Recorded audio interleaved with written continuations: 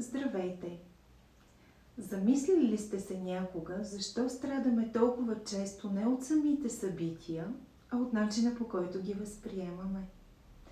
Истината е, че емоционалното страдание не произлиза от случващото се, а от съпротивата ни срещу него.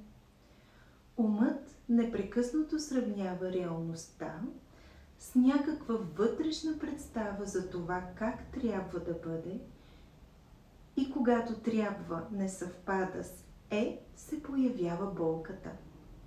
Ние не просто преживяваме даден момент, ние го оценяваме, отхвърляме, желаем нещо различно. Всяка такава вътрешна борба с реалността отнема от енергията ни.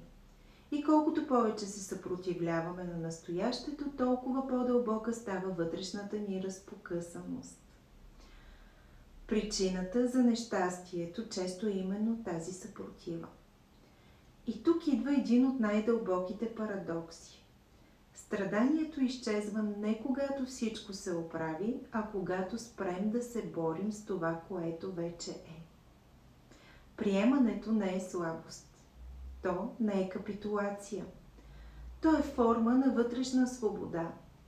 Когато приемаш настоящия момент такъв, какъвто е, преставаш да хабиш сили в борба с реалността и започваш да действаш синхрон с нея. А именно от това състояние на присъствие и приемане се раждат яснотата, спокойствието и силата за истинска промяна. Може би не ситуацията трябва да се промени. Може би трябва да спрем да се борим с нея. И тогава ще видим, че пространството за промяна винаги е било вътре в нас. Пожелавам ви смелостта да приемете това, което е, и мъдростта да намерите покой точно там, където сте в този момент. Ако това послание ви е било полезно, споделете го с някого, който също има нужда да го чуе.